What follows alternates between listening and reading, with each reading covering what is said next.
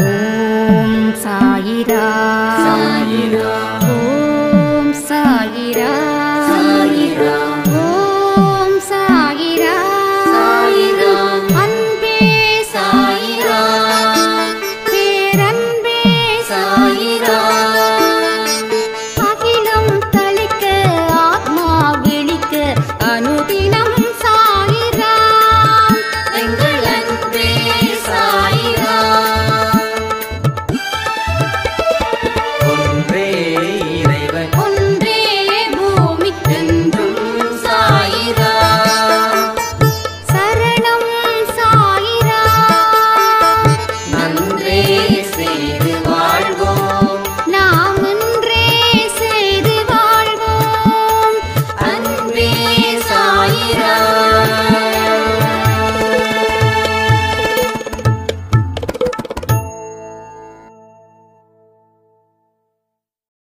நிச்சயமா சொல்றேன், சாயப்பாவை இந்த இடத்துல உட்கார வச்சு வழிபாடு செஞ்சீங்கன்னா உங்க குடும்பத்தில் இருக்கக்கூடிய மோசமான கெட்ட சக்தி அடுத்த சில நாட்களில் வெளியேறிடும். 24 மணி நேரமும் காவல் காக்கும் காத்தவராயன் போல சாயப்பா செயல்படுகிறார். இதை நீங்க உணர முடியும். எந்த விதமான ரகசியத்தையும் உங்க குடும்பத்தில் இருக்கிற யாருக்கிட்டையும் முதல்ல ஷேர் பண்ணாதீங்க. வாழ்க்கையில ஜெயிச்சாலும் சரி, வாழ்க்கையில தோத்தாலும் சரி, எல்லா விஷயத்தையும் ஷேர் பண்ணக்கூடிய ஒரே இடம் நம் காவல் காக்கும் காத்தவராயனாக இருக்கும் நம்ம சாயப்பாவிடம் மட்டுமே ஷேர் பண்ணுங்க. உங்களுடைய பலகீனத்தை பயன்படுத்தி அவங்க தங்க பலத்தை பெருக்கிக் கொள்வார்கள். உங்க முயற்சிகள் வீணாக்கப்படும். எப்போ உங்க ரகசியத்தை வெளியில சொல்றீங்களோ, எனக்கு பயம் இல்லைன்னு வெளியில சொல்லி பாருங்க, பயம் ஆட்டோமேட்டிக்கா உள்ள வரும். எனக்கு துன்பமே வராது, துன்பம் வந்தாலும் நான் வெளியில வந்துடுவேன்னு சொல்லி நீங்க 10 பேர்கிட்ட சொன்னீங்கன்னா துன்பம் வரும், ஆனா வெளியேற முடியாது. அதனால தான் சொல்றேன், வெற்றியா இருக்கட்டும் தோல்வியா இருக்கட்டும் உலகத்துக்கு தெரியப்படுத்தணுன்ற அவசியம் இல்லை. உங்க செயல்களே அவங்களுக்கு வெளிப்படுத்தும். அதனால இந்த மாய உலகில் இருந்து வெளியில வாங்க. உங்க வாழ்க்கை சிறப்பான இடத்துக்கு போவதை நீங்கள் நிச்சயமாக தெரிஞ்சுப்பீங்க. சாயிரா, என் உயிரின் உயிரானவர்களே, 2 இறக்கைகள் நம்ம எல்லோருக்கும் இருக்குது. அது என்ன அப்படின்னு சொல்லி நான் கேட்டிருந்தேன். அன்பை சாய் குடும்பத்தில் இருக்கிற அத்தனை பேரும் மகா ஜீனியஸ். உங்களுக்கெல்லாம் அற்புதங்கள் நிகழாம இருக்குமா என்ன? நல்லா படிக்கிறவ பாஸ் ஆவான், இன்னும் சூப்பரா படிக்கிறவ நல்ல மார்க் ஸ்கோர் பண்ணுவான். இந்த அன்பை சாய் பள்ளிக்கூடத்தில் நீங்க சிறப்பா படிக்கக்கூடிய குழந்தைகளா இருக்கீங்க அப்படின்னும் போது ஒரு அற்புதமான நிகழ்வு இந்த ஜென்மத்தில் உங்களுக்கு நடந்தே தீரும். இதை எழுதி வச்சுக்கோங்க. திறமையானவர்கள் வெற்றி பெறுவார்கள், திறமையானவர்கள் வாழ்வார்கள், திறமையானவர்கள் நல்லவர்கள் பிளஸ் திறமையானவர்கள். இந்த 2 முகமும் ஒரே முகத்தில் இருந்துடுச்சுன்னா அந்த முகம் பல முகத்தை வெளிப்படுத்தக்கூடிய தன்மையா அது அமையும். சில பேர் ரொம்ப நல்லவங்களா இருப்பாங்க, ஆனா திறமையானவர்களா இருக்க மாட்டாங்க. சில பேர் திறமையானவரா இருப்பாங்க, ஆனா நல்லவரா இருக்க மாட்டாங்க. ஆனா திறமையும் இருந்து நல்லவனாவும் வாழ்ந்துட்டா அவன் பல முகத்தை கடவுள் அவனுக்கு வெளிப்படுத்திக்கிட்டே இருப்பார். இங்கே ஸோ உறுதி வாழ்க்கையில வெற்றி நிச்சயம். இது சாயின் சத்தியம். சில பேர் நம்ம உதாரணத்துக்கு எடுத்துக்கலாம். நம்முடைய எக்ஸ் பிரசிடென்ட் திரு அப்துல் கலாம் ஐயா அவர்கள். சட்டுன்னு அவர் தான் எனக்கு ஞாபகத்துக்கு வருது. அவர் இறந்து வருஷங்கள் ஆகுது, பதவியில் இருந்து பல வருஷங்கள் ஆகுது. நல்ல மனுஷ, நல்ல திறமைசாலி. அப்படிப்பட்டவர் வாழ்க்கையில் எவ்வளவு நாட்டில் அவரோட முகத்தை கடவுள் தெரியப்படுத்தினார்னு யோசிப்பாருங்க. எத்தனையோ பிரசிடென்ட் வந்துக்கிட்டே இருக்காங்க. அவர் மட்டுமா பிரசிடென்ட்? அவர் தான் இந்தியாவுக்கு முதல் பிரசிடென்ட்டா என்ன? எத்தனையோ பிரசிடென்ட் அவருக்கு முன்னாடியும், எத்தனையோ பிரசிடென்ட் அவருக்கு பின்னாடியும். அப்போ அவரை ஏன் நமக்கு தோணுது அப்படின்னா, அதுக்கு காரணம் நல்லவராகவும் திறமையானவராகவும் இருந்ததால அவரோட முகத்தை கடவுள் என்ன பண்ணாரு? எல்லா நாட்டில் இருக்கிற மக்களுக்கும் வெளிப்படுத்தினாரா இல்லையா? அது போலதான் அந்த இடத்துல தான் இங்க இருக்கிற சாயப்பாவோட அன்பு குழந்தைகள், அன்பே சாய் குடும்பத்தில் இருக்கக்கூடிய மனிதர்களுக்கு அந்த பாக்கியம் நிச்சயமா இங்க இருக்குதுங்க. ஒரு சாய்ராம் ரொம்ப தெளிவா சொன்னாங்க. ஒரு 60 தாண்டி ஒரு சாய்ராம், தம்பி இந்த ஜென்மத்தில் நிறைய கத்துக்கிட்ட, அடுத்த ஜென்மத்தில் கத்துக்கிட்டத கடவுள் வெளிப்படுத்தியே தீரணும். விதைச்ச அறுவடை செய்யணும்ல. அந்த நம்பிக்கையோட நான் இந்த ஜென்மத்தை முடிப்பேன், அடுத்த ஜென்மத்தை தொடங்குவேன். என்ன மாதிரியான ஒரு மன உறுதி, என்ன மாதிரியான ஒரு மன வைராக்கியம். உண்மையிலே சொல்றேனே, அது அந்த அந்த வார்த்தை சொல்லும் போதே எனக்கு உடம்பெல்லாம் பொல் அரிச்சுதுங்க. கத்துக்கிட்டது என்னைக்கும் வீண் போகாது. என்ன கத்துக்கிறியோ கத்துக்கோ. நல்ல முறையில் கத்துக்கிட்டா அது வீண் போகாது. உன்னால மற்றவங்களுக்கு துன்பமும் வராது. ஏன்னா நீ கத்துக்கிட்ட பாடம் அப்படி. வாழ்க்கையில நல்ல பாடத்தை கத்துக்கிட்டா உன் கூட இருக்கிற யாருக்கும் எந்த துன்பத்தையும் நீ நிச்சயமா கொடுக்க முடியாது, கொடுக்க மாட்ட. 100% சொல்றேனே, கொடுக்க முடியாது, கொடுக்கவும் மாட்டோம். ஆனா இந்த வாழ்க்கையில இருக்கக்கூடிய அனுபவ பாடத்தை படிக்காம இருக்கிறவன் தான் அடுத்தவனுக்கு குடைச்சலை கொடுத்துக்கிட்டே இருப்பான். இப்ப நல்லா யோசிச்சு பாருங்க. நான் தெளிவா சொல்றேன், உங்களை பத்தி நீங்க சரியா புரிஞ்சுக்க முயற்சி பண்ணுங்க. நீங்க பிறருக்கு துன்பத்தை கொடுக்கணும்னு ஒரு நொடி கூட நினைக்கவே மாட்டீங்க.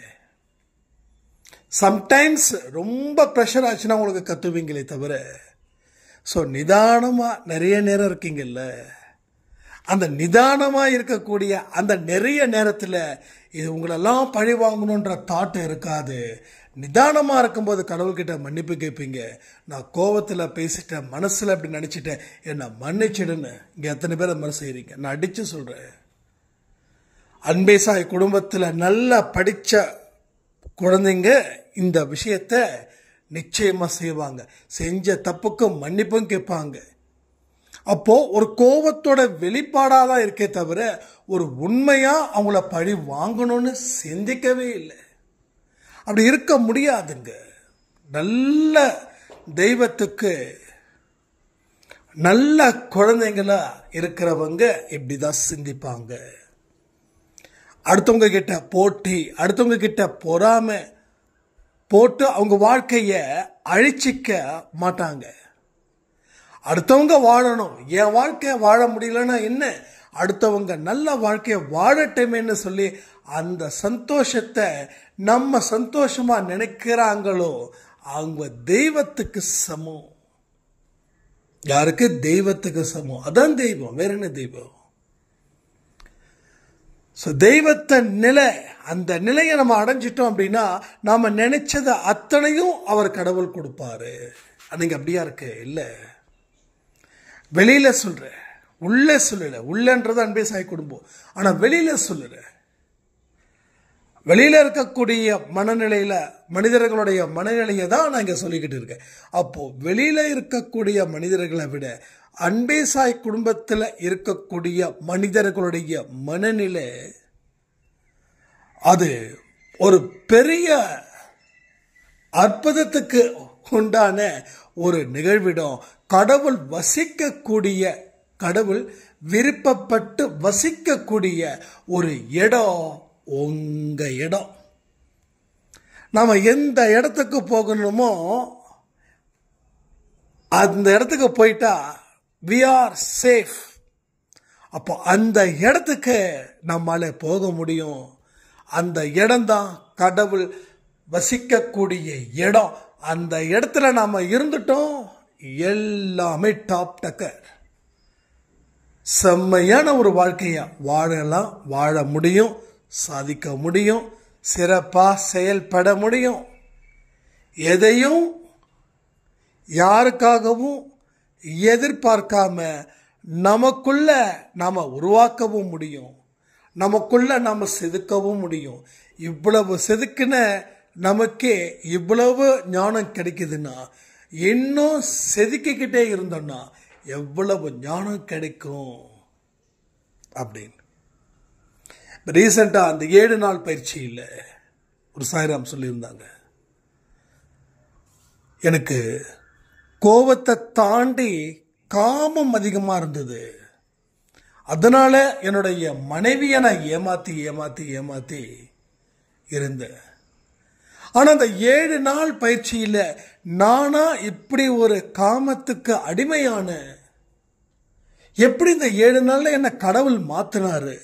நான் நிறைய தெரப்பி டெஸ்ட் கூட எடுத்தேன், தெரபிஸ்ட் கிட்ட கூட கவுன்சிலிங் பண்ணேன், அவங்களும் என்னென்னமோ சொன்னாங்க. ஆனா 7 நாள் அந்த பயிற்சியில கலந்துகிட்ட உடனே என்னோட காமம் போயிடுச்சு, இப்ப வரைக்கும் நான் தெளிவான மனநிலையில இருக்கேன் அப்படின்னு சொன்னாங்க. அப்போ கடவுள் வசிக்கக்கூடிய இடத்துல நாம வசிக்கணும்னு விருப்பப்படும் போது கடவுளே அத்தனையும் என்ன பண்றாரு, கிளீன் பண்ணிட்டு இருக்காரு. கடவுளே அத்தனையும் என்ன பண்றாரு, சுத்தம் பண்ணிக்கிட்டு இருக்காரு. நீ விரும்பிட்டல, இனி உன் கூட தான் நான் இருக்க போறேன். அப்போ உன் கூட இருக்கிறதுக்கு இது தடையா இருக்குது, நீ கவலைப்படாத, நான் அதை சுத்தம் பண்ணுறேன், அதை சுத்தம் பண்ற, அந்த பொறுப்பை நான் ஏத்துக்கிறேன், நீ ராஜா மாதிரி உட்காரு அப்படின்றார். எஸ், மனம் திரும்புகிறவர்களுக்கு கடவுள் வாய்ப்பளிக்கிறார். ஒரு மனம் திரும்பினார், இது தான் பண்ணது தப்பு, என்னோட மனைவியை நான் ஏமாத்துக்கிட்டு இருக்கேன் அடுத்த பெண்களை நினைச்சுக்கிட்டு அப்படின்னு அவர் நினைக்கும் போதே அவர் உண்மையாகவே நினைத்து வருத்தப்படக்கூடிய அந்த விஷயம் கடவுளுக்கு தெரியாமலா இருக்கு. என் கடவுளுக்கு காது இல்லையான்னு, கடவுளுக்கு புரிஞ்சுக்கக்கூடிய அந்த உணர்வு இல்லையான்னு. ஸோ அந்த உணர்வும் அந்த காதும் கேட்குது, உணர்வும் இருக்குது, கண் பார்வையும் இருக்குது. அதனால என்ன பண்றாரு, அவர் இறங்கி வந்து சுத்தம் செய்து அவர் அந்த இடத்துல வசிக்கிறார். புரியுதா உங்களுக்கு? நம்ம சாயப்பாவை எங்க வைப்போம், எங்க வைப்போம், சுத்தமான இடத்துல வைப்போம். எங்க வைக்க மாட்டோம், சுத்தமான இடத்துல வைக்க மாட்டோம். அவரை கொண்டு போய் பாத்ரூம்ல உட்கார வச்சு கும்பிடுவோமா? இல்ல வீட்டுல குப்பை கூட வச்சிருக்கீங்களே அந்த குப்பை கூடைக்கு பக்கத்துல வச்சு கும்பிடுவோமா? எங்க கும்பிடுவோம்? அதே போலதான் உங்கள் மனது, உங்க மனதில் சுத்தம் செய்து அவர் அதில் அமர்ந்து உங்களை வழி நடத்தப்பவரா, கலியுக அவதாரமா, கலியுலக குருவா, தெய்வமா, நண்பனா, தகப்பனா, தாயா இருந்து உங்களை வழி நடத்திக்கிட்டே இருக்கிறாரு. நல்லா புரிஞ்சுக்கோங்க. நான் திரும்பவும் சொல்றேன், புரிஞ்சுக்கிட்டா உலகம் இனிக்கும், புரிஞ்சுக்கிட்டா உலகம் கசக்கும். எது முக்கியன்றதை நீங்க முடிவு பண்ணுங்க. நமது அத்தனை விருப்பங்களையும் நிறைவேற்றக்கூடிய ஒரு இடமா இந்த இடத்தை மட்டும் சரி பண்ணிட்டீங்கன்னா வாழ்க்கையை வெல்ல முடியும். நான் நிச்சயமா சொல்றேன், இது பொய்யான கமிட்மெண்ட் கிடையாது. நடக்காத ஒரு விஷயத்த பேசல, நடக்கக்கூடிய விஷயத்த பேசுற. நம்பினால் நடக்கும். நம்பினா மட்டும் போதுமா? அதற்கு உண்டான இடத்தை நீங்க கொடுக்கணும். அவர் அந்த இடத்துல தான் உட்கார வைக்கணும். உட்கார வைக்கும் போது தான் அவருடைய தரிசனத்தை நாம் உணர முடியும். அவருடைய வெளிச்சம் நம்ம வாழ்க்கையில் இருக்கக்கூடிய இருட்டை அது போக்கும். புரியுதா? இருட்டுக்குள்ள உக்காந்துக்கிட்டு வெளிச்சத்தை பார்க்க முடியாது. வெளிச்சம் இருக்கிற இடத்துல நம்ம நகரணும். இப்போ நம்ம நகர முடியலன்னா என்ன பண்ணணும்? கடவுளை உட்கார வைக்கணும். அவருடைய கண்கள் தான் வெளிச்சம். அவருடைய கண்கள் தான் வெளிச்சம். அவர் பார்க்கிற பார்வை அத்தனை இடத்துலையும் அந்த வெளிச்சம் நிறைந்திருக்கும். இப்போ சுத்தப்படுத்துங்க. எதை? மனதை. இடத்தை சுத்தம் பண்ணுறோமே, அதை தாண்டி சுத்தப்படுத்த வேண்டிய இடம் என்ன தெரியுமா? மனது. வெளியில இருந்த தீட்டுகள் வருவது இல்லை, உள்ளே இருந்துதான் தீட்டுக்கள். பைபிள்ல அருமையான வார்த்தை, அற்புதமான வார்த்தை, ரொம்ப மெய் சிலிர்க்கிற வார்த்தை. நம்ம நினைக்கிறோம், ஐயா இவங்க தீட்டு, அவங்க தீட்டு, பூனை குறுக்கால வந்தா தீட்டு, இன்னும் என்னென்னமோ மடத்தனமான மூட நம்பிக்கைகளாக வச்சுக்கிட்டே இருக்கோம். கடவுள் தான் சொல்றாரு, டே அதெல்லாம் தீட்டு இல்லைடா, உன் மனசுல இருந்த கேடுகட்ட எண்ணங்கள் வெளிப்படுதே அதுதான் தீட்டு. அடுத்தவன் அழியணும்னு நினைக்கிறிய அது தீட்டு. அடுத்தவன் வாழக்கூடாதுன்னு நினைக்கிறிய அது தீட்டு. இது மாதிரி லட்சம் தீட்டுகளை உள்ள வச்சிருக்கிற, வெளியில இல்லை. வெளியில இல்லை. வெளியில இருக்கிறது எதுவுமே உன்னை அழிக்கவோ உன்னை வாழ்த்தவோ இல்லை. உள்ள என்ன இருக்குதோ அதுதான் உன்னை ஆக்கவோ அழிக்கவோ முயற்சி பண்ணுது. அதை திருத்தாம பைத்தியக்கார மாதிரி மற்றதை திருத்திக்கிட்டு இருக்கிறியே. அப்படி கடைசி வரைக்கும் திருத்திக்கிட்டே தான் இருக்க போறியா? திருந்த மாட்டியா? இந்த கேள்விகளுக்கு பதிலை நீங்க யோசிச்சு பாருங்க. அப்போ எதை சரி பண்ணணும் அப்படின்ற ஒரு விஷயத்தை விட்டுட்டு மனுஷங்க பித்து பிடித்தது போல எனக்கு இருக்கக்கூடிய பிரச்சனைக்கு இதுதான் தீர்வு அப்படின்னு சொல்லி கண்களை மூடிக்கிட்டு நடக்கிறதுக்கு சமம் இந்த வெளிப்புறமா இருக்கக்கூடிய பழக்க வழக்கங்கள். முதல்ல இதை சரி பண்ணு. ஒன்றும் இல்லை, ஒரு நல்ல ஆட்சி எப்படி இருக்கணும்னா எல்லா மனுஷங்களுக்கும் நல்லதே இருக்கணும். அதனால பயனடைந்தவர்கள் நிறைய இருக்கணும். அப்போ அடுத்த 5 வருஷமும் அதே ஆட்சியை மக்கள் உட்கார வைப்பாங்களா? உட்கார வைக்க மாட்டாங்களா? அப்போ நீங்க நல்ல ஆட்சியை கொடுக்கல அப்படின்னா நீங்க அடுத்த ஆட்சி அமைக்க நீங்க ஏகப்பட்ட யோசனைகளை நீங்க இது பண்ணணும். ஆக மக்களுக்கு நல்லது செய்வதற்கு பல முயற்சிகள் செஞ்சிட்டீங்கன்னா நீங்க கஷ்டப்பட வேண்டியதே இல்லை. அப்போ வெற்றி ஃபார்முலாவை உருவாக்குறோம்னு சொல்லிக்கிட்டு ஒரு தோல்வியிலேயே நம்ம விழுந்துக்கிட்டு தோல்விக்கு உண்டான ஃபார்முலாவை நம்ம உருவாக்கிக்கிட்டு இருக்கோம். இது ஏன் சொல்றேன்னா, நாம எப்படி நடக்கணும் அப்படின்றத நாம தான் முடிவு பண்ணணும். அப்பதான் வாழ்க்கை நம்மளை சரியான முறையில் முடிவு செய்யும். அதை விட்டுட்டு நாம வேற ஏதோ வழியில நம்மளை அர்ப்பணிச்சுக்கிட்டா எதுவுமே இங்க நடக்க போறது இல்லை. எத்தனையோ வீட்டில் புருஷன் பொண்டாட்டி பிரச்சனையா இருக்கும், இல்லை மருமக பிரச்சனையா இருக்கும், இல்லை மருமகன் பிரச்சனையா இருக்கும், இல்லை அப்பா பையன் பிரச்சனையா இருக்கும், இல்லை அம்மா பையன் பிரச்சனையா இருக்கும். அம்மா பையன் பிரச்சனை கூட கம்மி, அப்பாவுக்கும் பையனுக்கும் இருக்கக்கூடிய பிரச்சனை பெரிய பிரச்சனையா இருக்கும். அப்பா பையனை மதிக்க மாட்டாரு, பையன் அப்பாவை மதிக்க மாட்டான். இதனால பிரச்சனை. 2 பேரும் வந்தாங்கன்னா எதிர் துருவமோ அந்த துருவம் இந்த துருவம் ஒன்றா சேர்ந்தா ஒரு வெடிக்கிற மாதிரியே இருக்கும். ஐயோ இவர் வந்துட்டாரா, பையன் வராமல் இருக்கணுமே, இவர் தூங்கிட்டாருன்னா பையன் பரவாயில்லனா அவன் கரெக்டாக என்ட்ரி ஆவான். அப்போ என்ன ஆகுது? சண்டைகள் ஜாஸ்தி ஆகுது. எல்லாத்துக்கும் காரணம் என்ன தெரியுமா? எல்லாத்துக்கும் காரணம் மனசில் ஒற்றுமை இல்லை. அன்பு இருக்குது ஆனால் ஒற்றுமை இல்லை. சில பேர் சொல்லுவாங்க அன்பு இருந்தால் ஒற்றுமை இருக்கும் இல்லைன்னு. இல்லை, அன்பு வேற ஒற்றுமை வேற. பெத்த பசங்க மேலே எல்லா பெற்றோர்களுக்கும் பாசம் இருக்கு, அன்பு இருக்கு, ஆனால் ஒற்றுமை இல்லை. விட்டு கொடுக்கக்கூடிய பக்குவம் இல்லை. பையனுக்கும் இல்லை, அப்பாவுக்கும் இல்லை. பையனும் நினைக்கணும், அப்பாவும் நினைக்கணும். அப்பதான் ஒற்றுமை இருக்கும். ஒற்றுமையா இருந்து பாருங்களேன், உங்களை யாராலும் அசைக்க முடியாது. உங்க குடும்பத்தில் 5 பேர் இருக்கீங்கன்னா 5 பேரும் 5 வழியில நீங்க இருந்தீங்கன்னா இது ஒற்றுமையா? ஒற்றுமையா? இல்லையே. ஒருத்தவங்க விட்டு ஒருத்தவங்க மனதார பேசணும், பட் எதுவுமே இல்லையே. என்னமோ ஒரு இஷ்டத்துக்கு எல்லாருமே எப்படின்னா, ஒரு ரூம்ல ஒரு 4 பேர் தங்கி இருக்கிற ரூம்ல எப்படி இருப்பாங்க? யார் எந்தெந்த குடும்பத்தில் இருந்தால் 4 பேர் ஒரு குடும்பத்தில் தங்கியிருப்பாங்க, வேலைக்கு போவாங்க, ஒன்றா இருப்பாங்க. ஆனால் சும்மா ஹாய்னா ஹாய், பைனா பை, சாப்பிட்டியா, தூங்குனியா, ஹோ ஹவாரியா, அவ்வளோதான். ஸோ அதை விட மோசமாக தான் ஒரு வீட்லேயும் இருக்குது. ஸோ அன்பு இருக்குது ஆனால் ஒத்துமை இல்லை. பணம் இருக்குது ஆனால் ஒத்துமை இல்லை. பணம் இருக்குது, எல்லாமே எதுவுமே இல்லை. சில பேருக்கு பணமும் இல்லை, ஒத்துமையும் இல்லை. அது இதை விட பைத்தியகாரத்தனமாக இருக்கும். ஸோ எல்லாமே நம்மளால் உருவாக்க முடியும். முயற்சிகளும் உழைப்புகளும் அதற்கு உண்டான பாதைகளையும் நீ தேர்ந்தெடுத்தாதான் நடக்கும். பட் எதையுமே தேர்ந்தெடுக்காம நான் ஒற்றுமையாக இருக்கணும் கடவுளேன்னா, கடவுள் எதை வச்சு ஒற்றுமையை கொடுப்பாரு?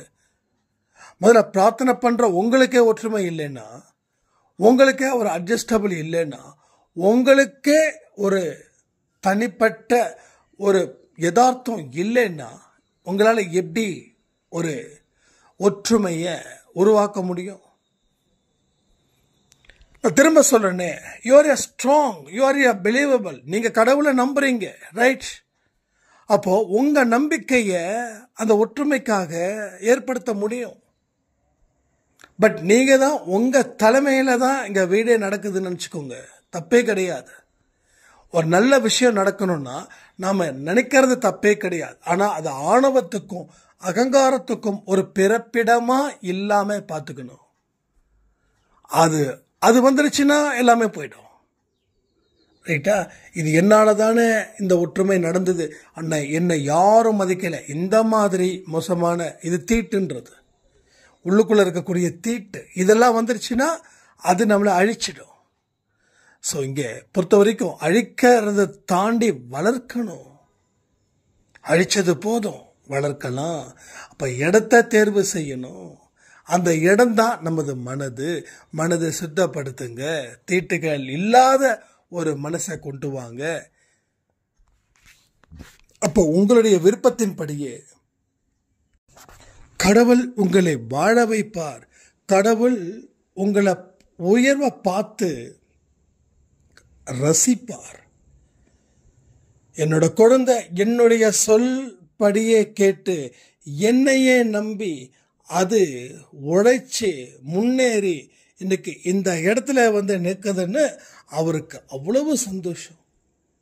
கூடுதலா நீங்க அவருக்கு நன்றிகள் சொல்லும்போது அவர் மீண்டும் மீண்டும் உங்க வாழ்க்கையில நல்லது செய்யணும்னு சொல்லி இன்னும் வேகத்தோட அவர் நம்ம கர்ம வினைகளை அழித்து கொண்டு இருக்கிறார்.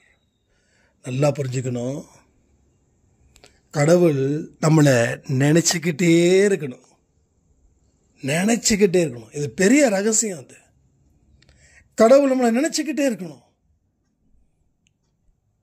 எப்படி நினைக்கணும்?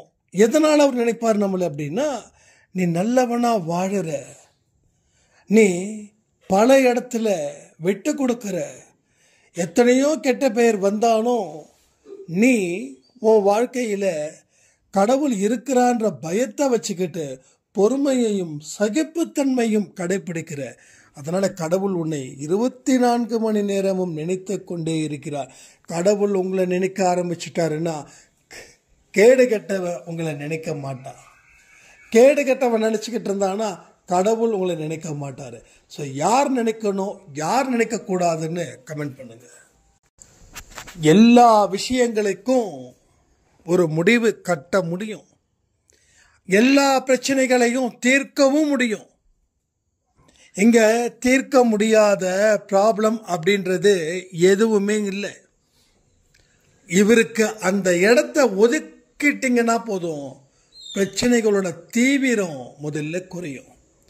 அதுக்கப்புறம் பிரச்சனைகளை பார்த்து நீங்க பயப்படாம அதற்கு ஒரு முடிவு கட்டுவீங்க. உங்களால எந்த விதத்திலையும் பயமோ துன்பமோ இருக்க போவதும் இல்லை. அதே நேரத்தில் நீங்கள் இன்னொரு விஷயத்தையும் பிறர்கிட்ட சொல்லவும் கூடாது. என்ன தெரியுமா?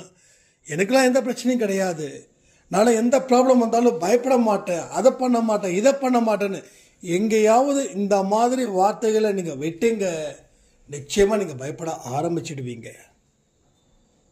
ஒரு நல்ல வெற்றியாளனுக்கு என்ன தெரியுமா? எந்த காரணத்தை கொண்டும் அவசரப்பட்டு எந்த வார்த்தையையும் அவன் விட மாட்டான், யாருக்கிட்டே விட மாட்டான். இதெல்லாம் நான் என் குடும்பத்தில் தானே சொல்கிறேன், என்னுடைய உறவுகள் கிட்ட தானே சொல்கிறேன், என் மகன் மகள்கிட்ட தானே சொல்கிறேன்.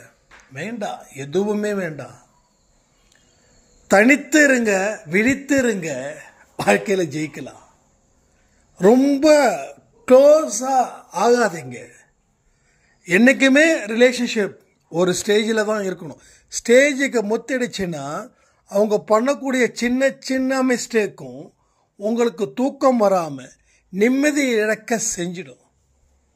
ஒருத்தவங்களோட சுதந்திரத்தை தலையிடக்கூடாது. அதாவது ஓரளவுக்கு தலையிடலாம். அதுக்காக குழந்தைங்கள கண்டிக்காமல் இருக்கணும்னு சொல்லல. கண்டிக்கலைன்னா குழந்தைங்க கெட்டு குட்டிச்சேராக போயிடும், அது வேற விஷயம். ஆனால் கண்டிக்கிறன்ற பேரில் அவங்க சுதந்திரத்தை 100% நாம் எடுத்துக்கிட்டா குழந்தைங்க வேற எங்கேயாவது அன்பு வைக்க ஆரம்பிச்சிருவாங்க. அது வம்பா போய் நிற்கும். அதிகபட்சமாக அன்றைக்கி அடுத்த குழந்தைங்க, நம்ம குழந்தைங்க வேற ஒரு பையனையும் வேற ஒரு பொண்ணையும் விரும்புறதுக்கு காரணம் என்ன தெரியுமா? அந்த அன்பு, அந்த சுதந்திரம், அந்த நம்பிக்கை அவங்க வீட்டிலே ஏற்படுத்திக்க முடியல.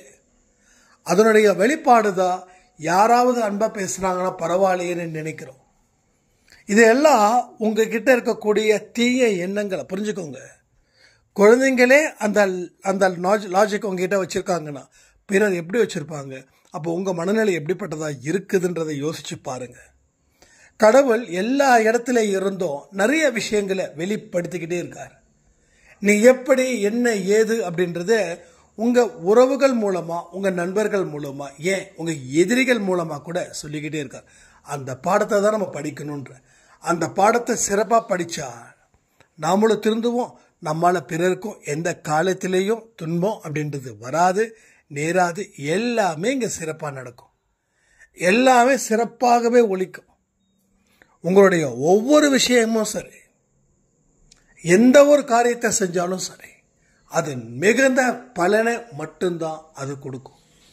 ஒவ்வொரு பதிவிலையும் ஒவ்வொரு விதமான விஷயங்கள் இருக்குங்க. அதை யார் ரொம்ப டீட்டெயில்டாக அதை கேட்டு மனசில் ஏற்படுத்திக்கிறாங்களோ அவங்களுக்கு வாழ்க்கையில் மிகப்பெரிய ஒரு வழியை கடவுள் காட்டுவார். உங்கள் குடும்பத்துக்கும் அவர் தக்க துணையாக, உதவியாக இருப்பார். 24 மணி நேரமும் காவல் காக்கக்கூடிய காத்தவராயன் போல சாயப்பா இருப்பார். அதை புரிஞ்சுக்கோங்க. உங்கள் வீட்டு முன்வாசலையும் உங்கள் வீட்டு பின்வாசலையும் அவர் சக்தியானவராக இருக்கார். எந்த தீங்கையும் அவர் உள்ள விடமாட்டார்.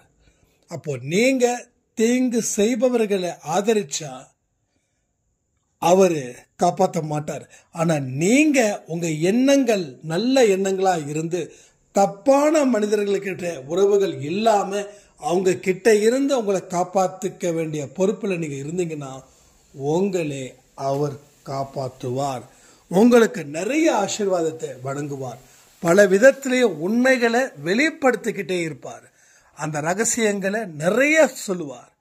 அதனால எந்த விஷயமா இருக்கட்டும், எதுவாக இருக்கட்டும், எந்த ஒரு ரகசியத்தையும் வெளியில் சொல்லாமல் நீங்கள் சரியான முறையில் வாழ்க்கையை வாழ்ந்து பாருங்க. எல்லா ரிலேஷன்ஷிப்பும் நமக்கு தேவை. எதிரிகளும் நமக்கு தேவை, நண்பனும் நமக்கு தேவை. ஸோ எதிரிகள் மேலே காட்டக்கூடிய ஒரு மோசமான வெளிப்பாடு இருக்கக்கூடாது. இதனால் நம்மளுடைய ஆன்மீக வாழ்க்கையிலையும் அது பெரிய கேள்விக்குறியா அமையன்னு சொல்லி உங்கள் வாழ்க்கையில் இது எல்லாத்தையும் சாத்தியப்படுத்துவதற்கு உண்டான முயற்சி தான் இந்த பதிவுன்னு சொல்லி இந்த ஆடியோவை நான் முடிக்கிறேன். ஜெய் சாய்ராம். ஓம் சாயிராம்.